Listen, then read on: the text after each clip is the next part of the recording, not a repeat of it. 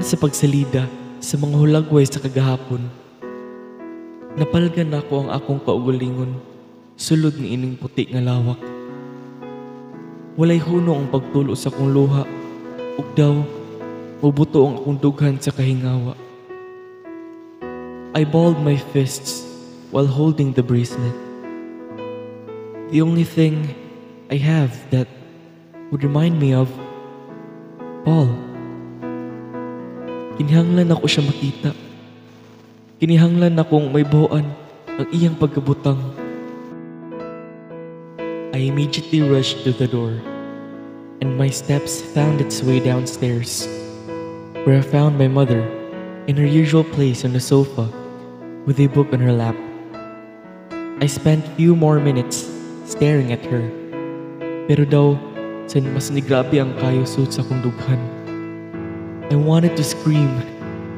I wanted to let out the heavy air inside. "Where's Emily?"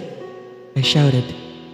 My voice echoed in the entire living room, and rage started to manifest in my eyes. Gitutukan ko ni Mama, dala ang mga kalibog ug kahadlok.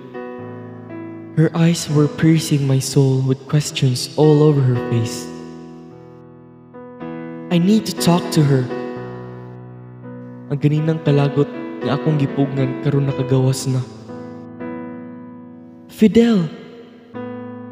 Her hands were in shivers as she approached me.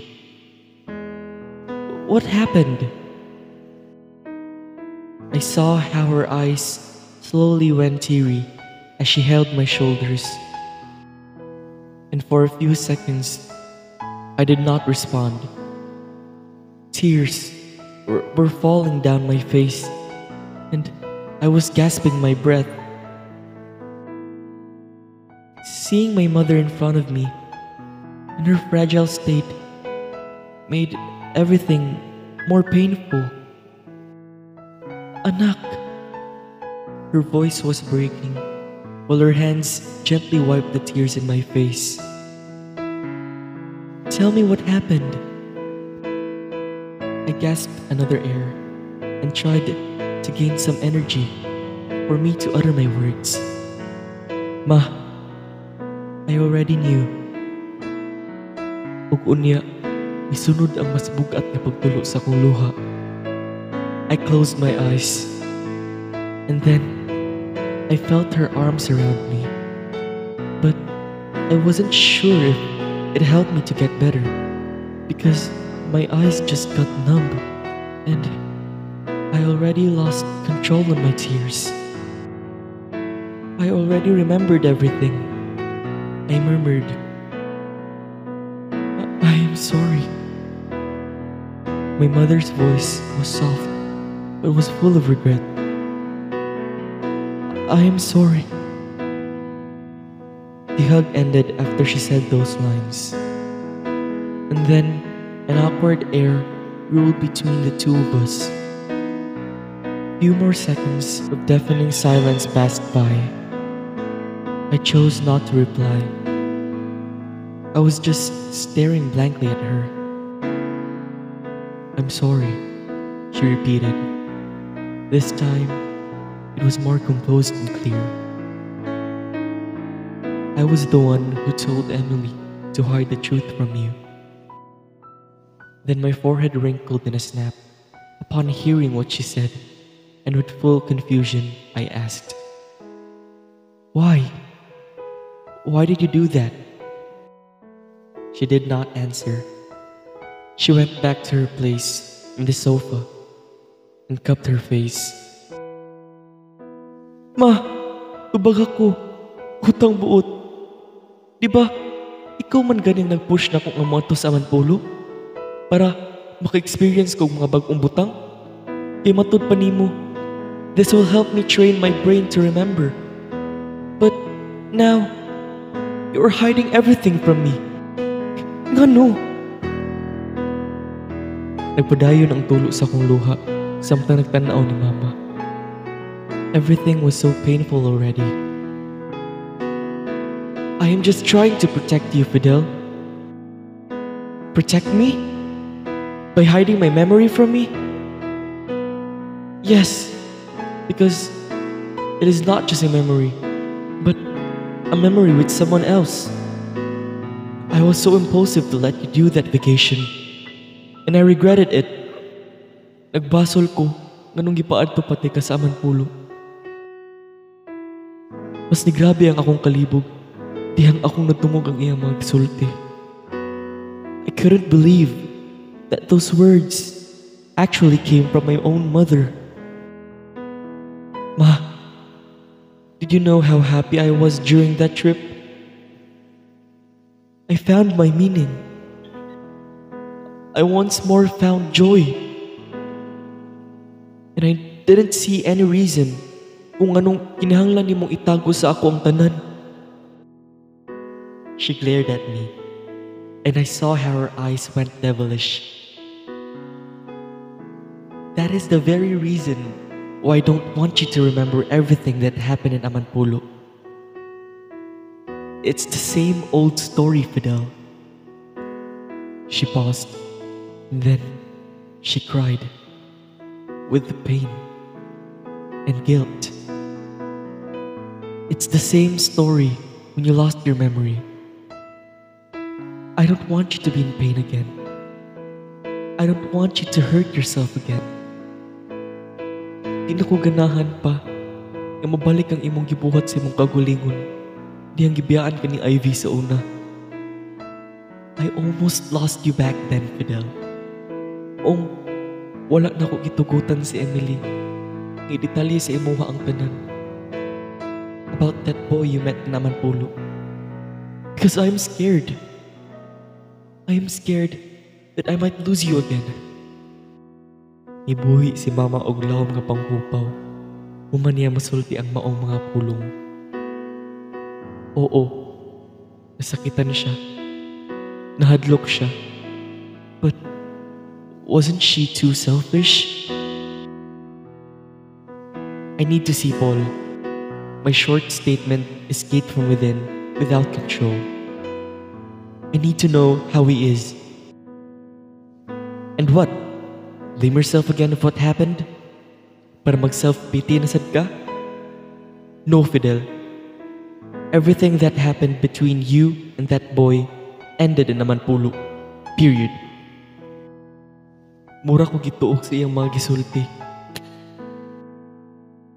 Karon na gani kong lipay. Karon na gani na ko na feel ug balik ang akong value. Ihikaw pagyud niya na ako.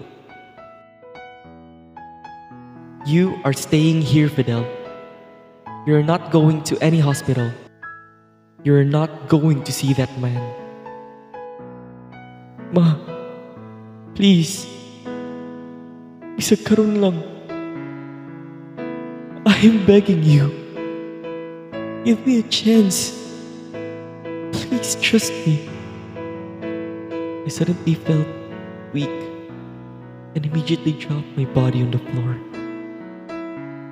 Miluhod ko siyang tubangan. I grabbed her hand and held it gently. Just for once. Let me experience my own happiness. Please. She cupped her face. Ug sa Makausa Pa, mihulip ang kahilom taliwala ng mong duha.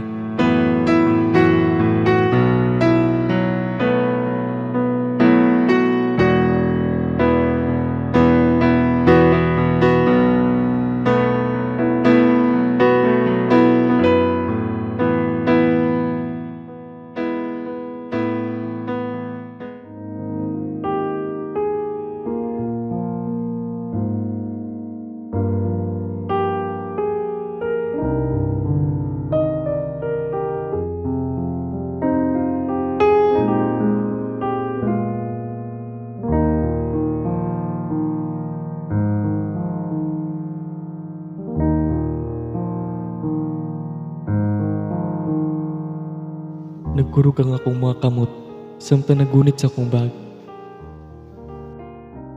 It took me at least a day before my mother allowed me to see Paul.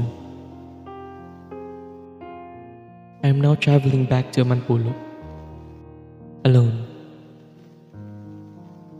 My mother insisted that Emily must come with me.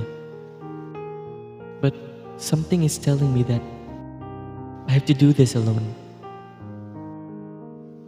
The flight was about 2 hours, and when I finally landed at the island, everything went so fresh in my mind.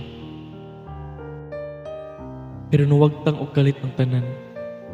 Dihang akong hinumduman ang akong tumo kung anong nibalik ko diri. I must look for Paul, wherever this will take me. I have no picture of him, nor his contact, nor his address. Pero, ibaw ko makita na nako siya. Paul is here, sure ko. But, where should I start? Bahala na. I rode a taxi and told the driver to bring me to the nearest hospital. Fingers crossed, I can find Paul there. Usog na ang kulba sa kundughan, samtang diha pa kusod sa kinan. Giredy na nako ang akong kaugalingon sa mga posibilidad. Choice ni nako, ang pangitaon siya. And I don't want to waste the chance that my mom gave me. I went down with the car, and in front of me is a very tall building. Buhi ug panghupaw, samtang nagtindog sa gawas. Hilom ang palibot, but my heart was pounding so hard.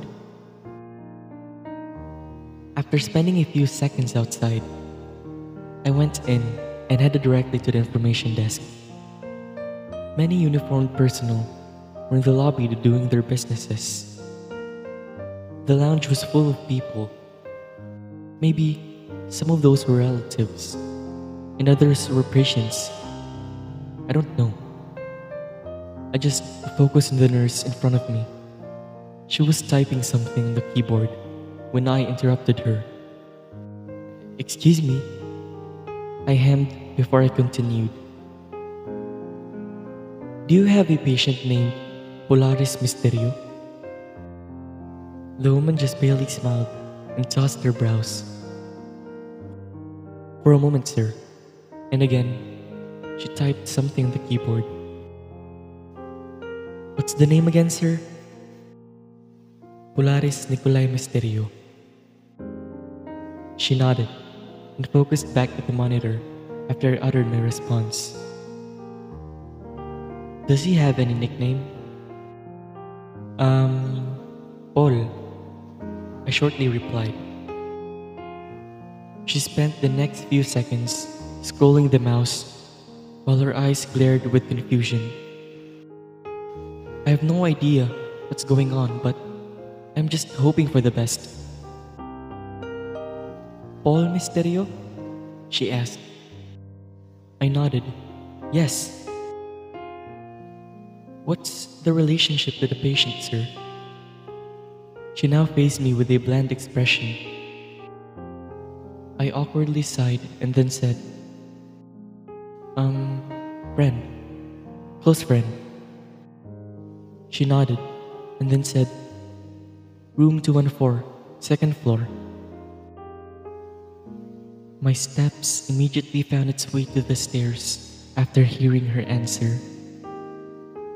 Ambot, ug nganong mas samot ang kulba sa kundughan. Siguro, excited ko nga finally makita-an ako siya balik. But maybe I am also scared to witness his situation.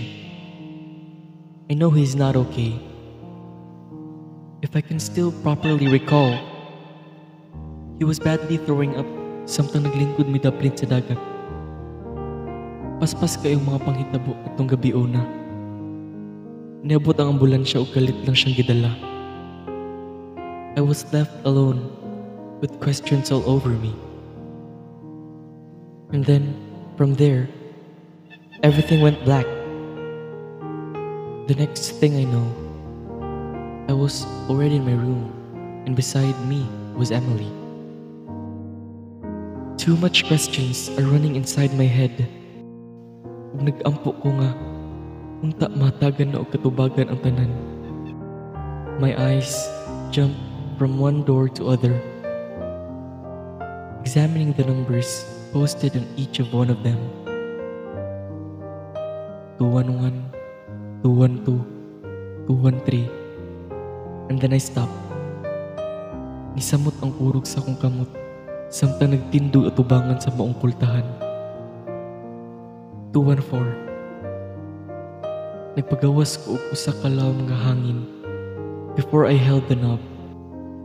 My entire body was sweating, and I couldn't even describe the emotion that was currently raging inside me.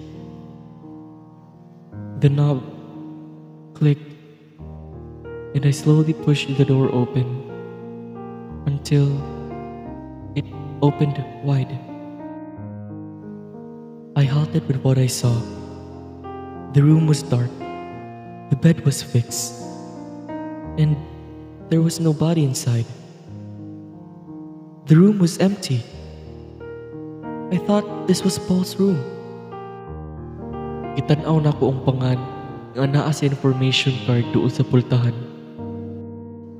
Paul Misterio, I mouthed while reading what was written. This is his room. But where is he? And then, suddenly, anxiety overpowered my soul. Kinihanglan ako makitaan si Paul. Kinihanglan ako makitaan kung naunsa siya. Is he okay? Nakagawas na ba siya? What happened to Paul? I was rushing my breath when suddenly, a man wearing a white uniform approached me. He was holding my shoulders and guided me to the steel chair displayed on the side of the lobby. Sir, are you okay? Gihapuhap niya akong luyo while I was gasping some air. I did not answer.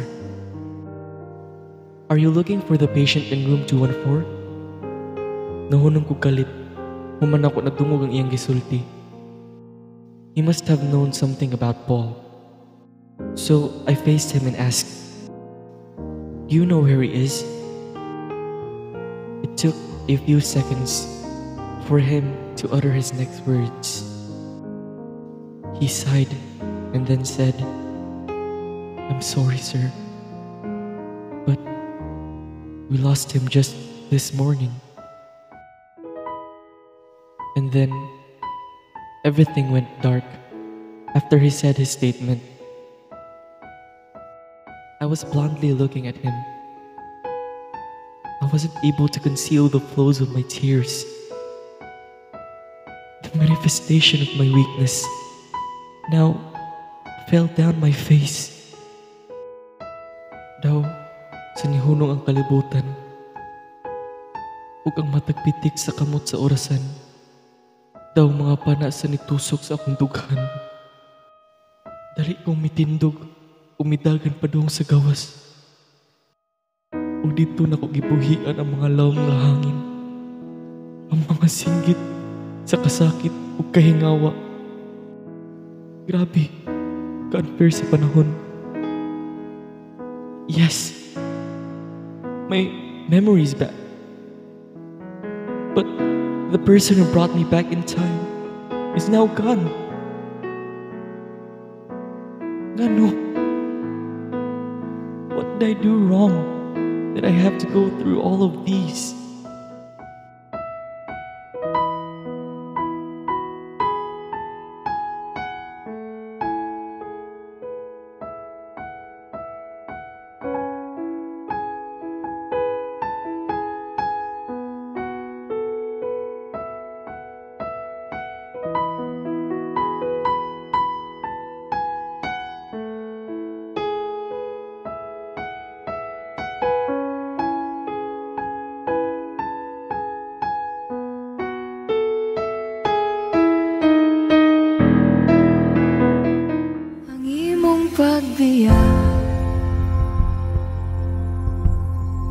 Mapugngan ko kaha. It's been a week since I learned about Paul's death. Ug sa matagdangat sa mga adlaw, mas nagpatigbabaw ang akong kamingaw ngadto niya.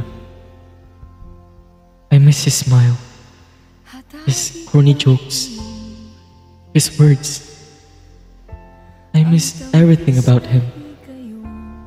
Paul and Ivy are totally different. Ivy was a mistake. Paul was a gift. Sayang lang kay I only got to experience a day with him. But that day was one of the best days in my life. A day that I wouldn't ever forget. A day that will forever be in my heart. Although, I won't be a hypocrite kung maingon nga wala ko nasakitan. His passing was painful, especially when I learned the reason why he died. Paul has astrocytoma, a type of cancer that usually occurs in the brain or spinal cord. He had that illness when he was still in college. It was the reason why he had to sell all his paintings to support his medication. Pero bisan pa man siyang sakit, he was very positive. He was so carefree and pure. Tungod siyang ka-positive, he is able to change me. I am now here on the top of a building in the heart of the city.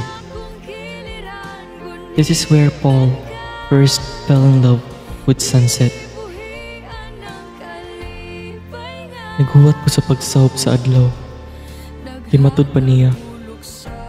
Of all the sunsets he saw, diri ang pinakanindot. And he wanted me to experience how beautiful it is. The view is totally different from what I saw in Amanpulo. Walay dagat, walay bawd, walay baybayong. Wherever I look, I see buildings and skyscrapers, but never I imagined that in here I can still feel serenity. Wala ko nag-expect na bisag sa tunga-tunga sa syudad na ay kalinaw. I was busy adoring the scenery. Ug wala lang na ako nabantayan. Hinay-hinay na usab ang palibot. The view seemed very familiar to my eyes. A mixture of orange, yellow, red, and purple horizon. The same scene I saw in Paul's painting. I smiled. The view is magnificent. It is a heaven on earth. No doubt that Paul loved sunset very much. Endings indeed can still be beautiful. Wala nanihunong pa ang akong pagpahiyom. Samtang lisudoong ang kasadpan, dungan ang huyop sa hangin na nagduwa-duwa sa akong buhok. My heart is happy. I closed my eyes while savoring the cold breeze that touches my skin and whispered, "Thank you, ACT, for giving me Paul. Thank you for molding such a wonderful student, a pure soul. Thank you for giving him the opportunity to experience the beauty of sunset. I know he's looking down to me right now, and he is happy seeing me looking at this beautiful view. I will forever treasure him. I will forever be thankful of him. And if I will lose my memory again, my heart will never forget the person who brought me back to life. I will forever love my guiding star, my Polaris. Sa akong mga danggo, puy-an matag segundo, alim yun sa panit mo, sininang paborito, balay mong isaan, kantang mong tuyogan, ikaw ang unang halok ning apil ko sa akong kiliran, unikan ka, dili buhian ng kalipayan, naghatag bulog sa